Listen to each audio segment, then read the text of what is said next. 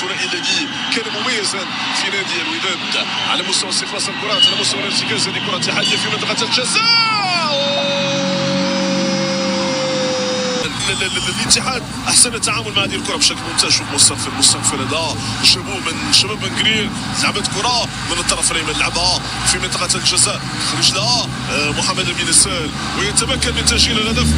كره من دحماني مر لاعبين بكفاءه فنيه كبيره، عمل كبير. بدا مستغفر مره اخرى، شوف العمل الكبير من دحماني لمستغفر بهدوء.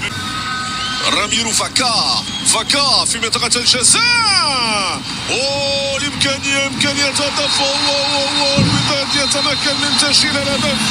الاتحاد في هذه المباراة. شوف الإعادة لما حدث في الكرة الماضية، ممتازة الكرة، يلعبوها بشكل ممتاز، خلوه لوحده بنيدر. صعيب انك تخلي بروفايل مثل بنيدر.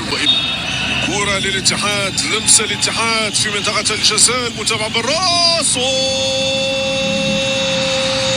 ما كانش موفق في التعاطي معها، لأن الإعادة لما حدث في الكرة الماضية كرة من أصحابي حضرها المرة الأولى طه المجني، وفي الثانية فؤاد الزواني يتمكن من تسجيل هذا الهدف. كان عمل اليوم الكل متأثر كثير بغياب فكرة الوحيد حكيم زياش. كرة من وليد الجول.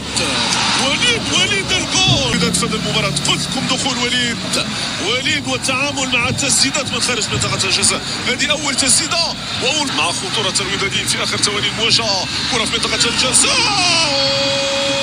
وهذه الرابعة تبتان الإعادة للكرة الودادية. لعبت التدخل ويعيدها مصدق هو صاحب الاسيست نحو النوري الذي يهزم دفاع الاتحاد ويسجل. عمر يتمدد والبحث متواصل من طرف الفريقين معا عن هدف. كرة ودادية، إمكانية للوداد. نجم لهذه المباراة. مصدق يسجل الرابع اليوم للوداد امام الاتحاد التونسي. يتمكن من تسجيل الهدف الرابع، قد يكون هدف الانتصار.